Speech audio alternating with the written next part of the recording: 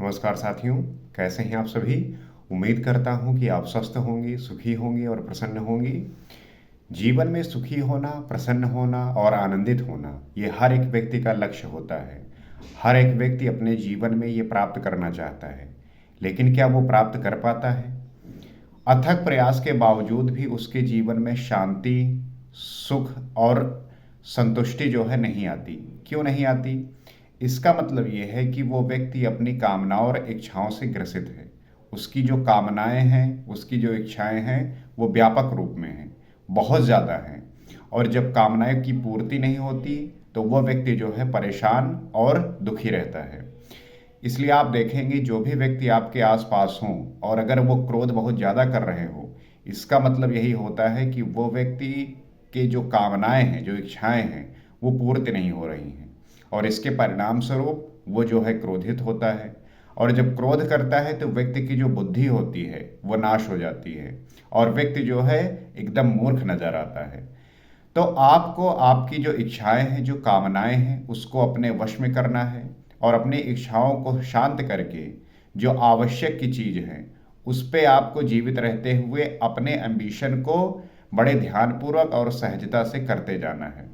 ये नहीं सोचना कि मुझे हर एक चीज़ तुरंत ही प्राप्त हो जाए, यही जो है आपके कष्ट का कारण बन जाती है। तो हमने पिछले एपिसोड में ये समझा कि भगवान को कैसे आप प्राप्त कर सकते हैं। आपको ईश्वर को प्राप्त करना है तो कहीं भी जाने की आवश्यकता नहीं है।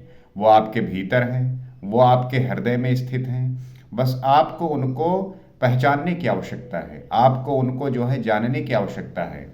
और वो आप कहीं भी किसी स्थिति में कर सकते हैं। ना आपको मंदिर जाने की आवश्यकता, ना मस्जिद, ना चर्च, ना गुरुद्वारा। तात्पर्य क्या है कि आपको कहीं पे भी जाने की आवश्यकता नहीं है। आप अपने हृदय के भीतर उतर कर उस ईश्वर को देख सकते हैं, उसका साक्षात्कार कर सकते हैं और उसी में विलीन होकर परम गति को प्राप्त हो सकते हैं। तो आज हम आगे देखते हैं और जानने का प्रयास करते हैं कि श्री कृष्ण ने अर्जुन को वो कौन सी बातें बताई जिसको जानकर उनका जो संदेह था, जो डाउट था, वो दूर हो गया। उसी प्रकार से अगर हम भी उन बातों को समझ जाएं, जान जाएं, तो हमारे जीवन से भी सारे संदेह और डाउट खत्म हो जाएंगे और हमारे जो निर्णय लेने की क्षमता है, कैपेबिलिटी है, वो जो है बहुत मजबूत और प्रगाढ़ होगी। तो आइए समझते हैं और जानने का प्रयास करते हैं कि श्री कृष्ण अर्जुन को क्या बता रहे हैं। तो कहते हैं, सर्व गुहातम भुवा शृणु मे परमम वचः इष्टो अस्मे दृढ़म इति ततो वक्ष्यामि ते हितम।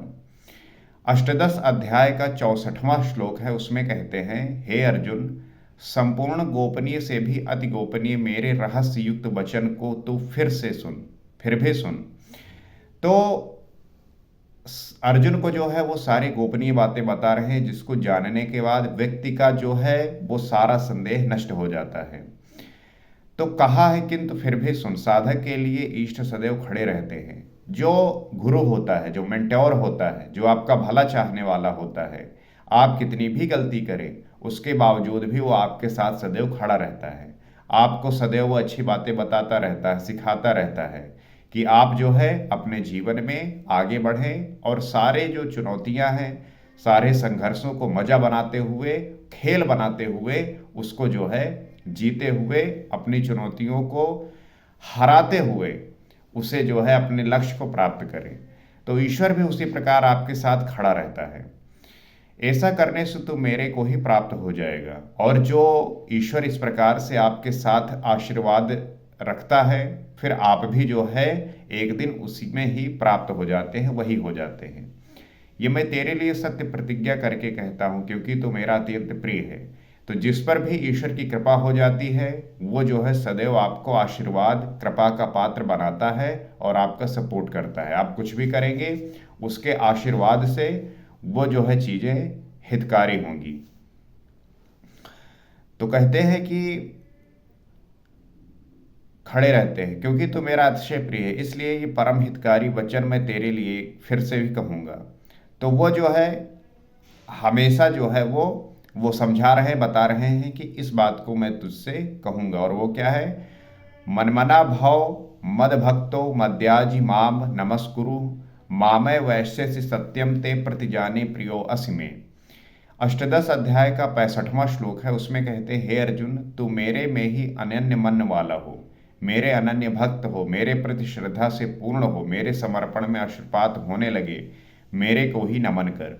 तो अर्जुन को ये बात कह रहे हैं श्री कृष्ण कि तू जो है अनन्य मन वाला हो, मतलब मेरे ही अनन्य मन वाला हो, मेरे सिवा और किसी का भी ध्यान ना कर, मेरा अनन्य भक्त हो जाए, मेरे प्रति पूरी श्रद्धा से पूर्ण रूप से मेरा ही नमन कर। कहने का तात्पर्य क्या है कि जब आप इस चेतन स्वरूप ऊर्जा को पहचान जाते हैं, जान जाते हैं, तब आप प्राप्त करते हैं कि ये मैंने क्या प्राप्त कर लिया, ये ईश्वर सदृश है, ये ईश्वर ही है। क्योंकि जो व्यक्ति इसे जान लेता है उसके सारे संताप, सारे दुख, सारी परेशानियां नष्ट हो जाती हैं। तो ऐसा करने से तो मेरे को ही प्राप्त होगा। जो व्यक्ति इस प्रकार से करता है वो जो है ईश्वर को ही प्राप्त हो जाता है और वो वही हो जाता है, वही बन जाता है। ये मैं तेरे लिए सत्य प्रतिज्ञा करके कहता हूँ, क्योंकि तो मेरा अत्यंत प्रिय है। पीछे बताया ईश्वर हृदय देश में है, उसकी शरण जा। यहाँ कहते हैं मेरी शरण में आ। ये अति गोपनीय रहस्ययुक्त वचन सुन की मेरी शरण आओ। तो ईश्वर यही कह रहे हैं कि इस चेतन स्वरूप जो ऊर्जा है आपके भीतर, इसको पहचानो, इसके प्रति श्रद्धावान रखो, इसके लिए अपने आप को पूरी तरीके से समर्पित कर दो, क्योंकि यही जो है आपको वो बातें बताएंगी, वो सिखाएंगी और ये बातें प्रकट होंगी आपके सामने।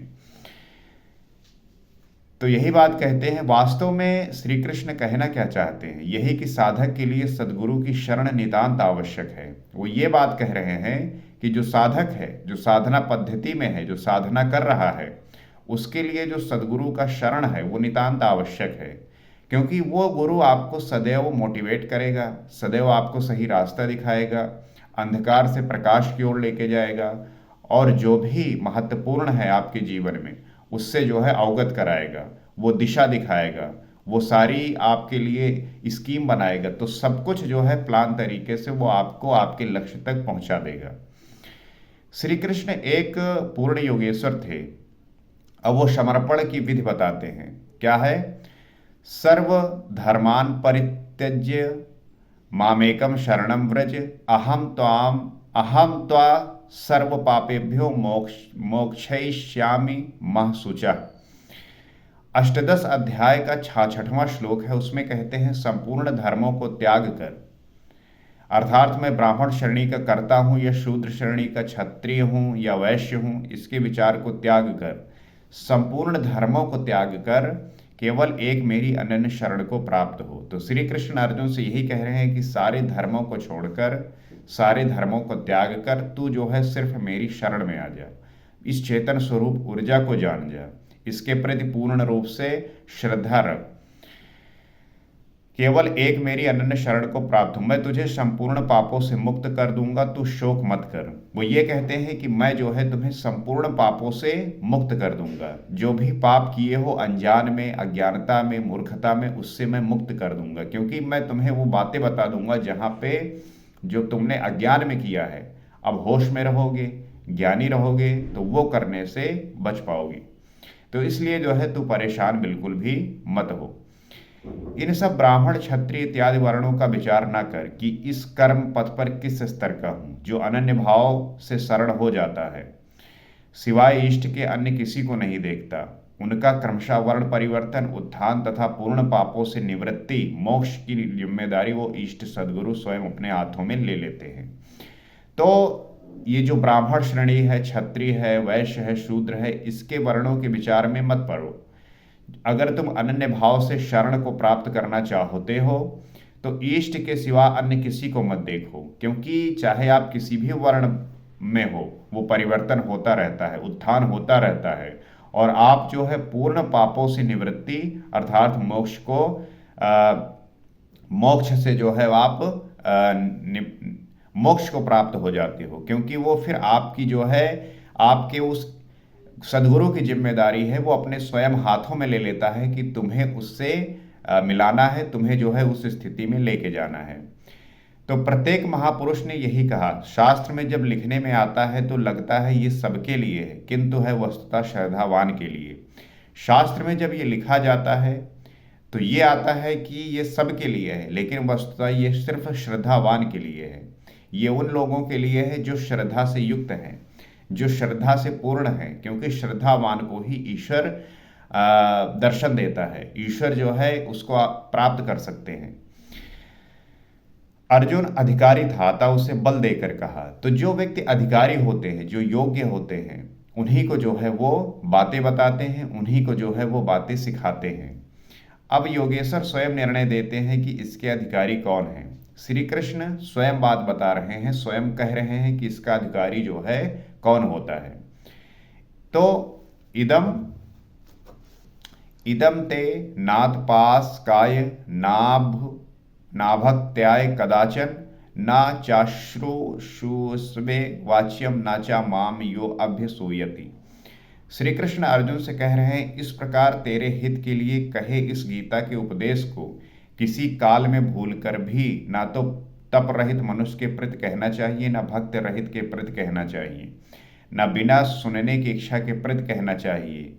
जो मेरी निंदा करता है ये दोष है, वो दोष है, इस प्रकार झूठी आलोचना करता है, उसके प्रति भी नहीं कहना चाहिए।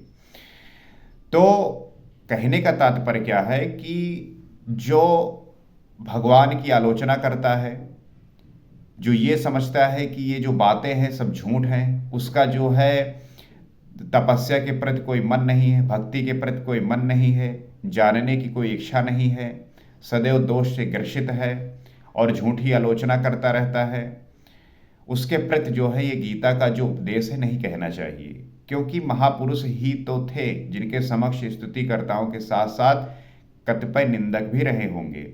जाहिर सी बात है कि हर एक समय में आप देखेंगे कि जो महान लोग होते हैं, जो महान आत्मा होते हैं, उन्हीं के समक्ष जो है लोग उसकी निंदा करते हैं।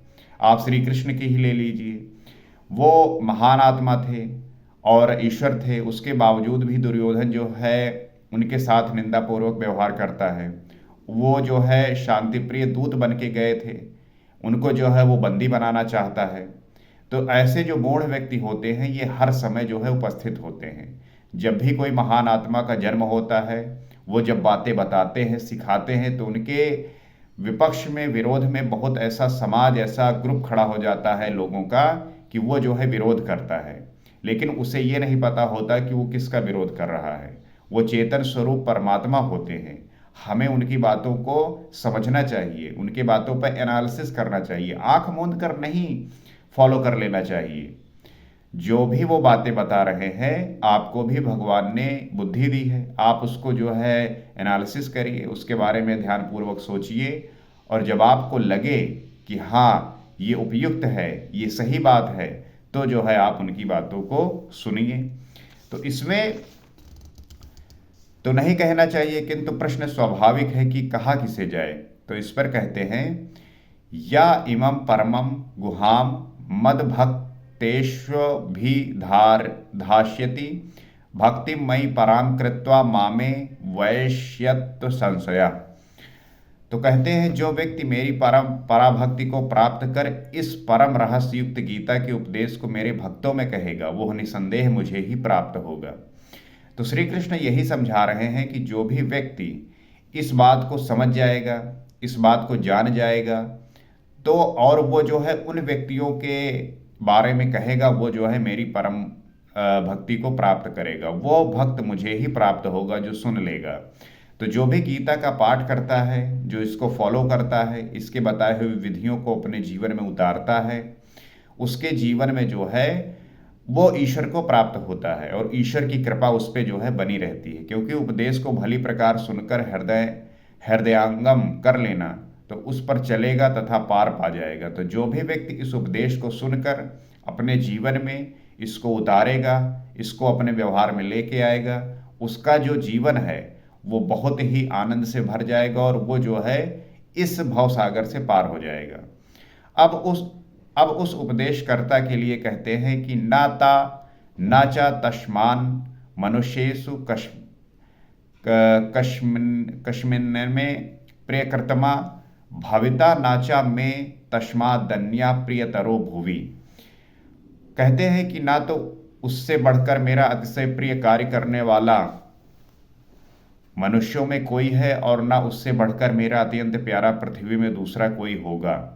तो श्री कृष्ण कह रहे हैं कि जो व्यक्ति इस गीता का पाठ करेगा, जो इसका उपदेश करेगा, उससे प्रिय जो है मेरा इस पृथ्वी पर कोई भी नहीं होगा। क्योंकि इसमें वो बातें हैं कि जिसको कोई भी जब पढ़ेगा और उसको अपने जीवन में उतारेगा तो ये सीख सकेगा, जान सकेगा कि क्या वाकई में चीज़ें हैं। तो जो मेरे भक्तों में मेरा उपदेश करेगा उसको उधर उस पथ पर चलाएगा, क्योंकि कल्याण का यही एक स्रोत है, राजमार्ग है। कहने का तात्पर्य क्या है कि गीता में वो बातें दी हुई है कि अगर कोई भी व्यक्ति फॉलो करता है, कोई भी व्यक्ति इसको अपने जीवन में धारण करता है, तो उसका जो रास्ता है वो बहुत ही कल्याण वाला होगा। और जो भक्त उसका उपदेश करेगा उस पर जो है श्री कृष्ण की कृपा सदैव बरसेगी।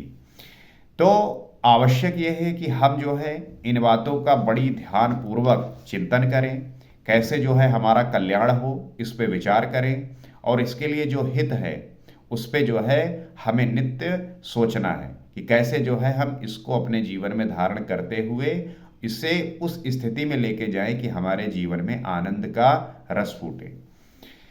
तो आप इस पे अध्ययन, इसका पाठ कर रहे होंगे और इसमें दी हुई बातों को सीख पा रहे होंगे, क्योंकि अगर इन बातों को सीख गए तो आपका जीवन आनंद से भर जाएगा। इस एपिसोड में आज इतना ही। अगले एपिसोड में हम आगे बात करेंगे। नमस्कार।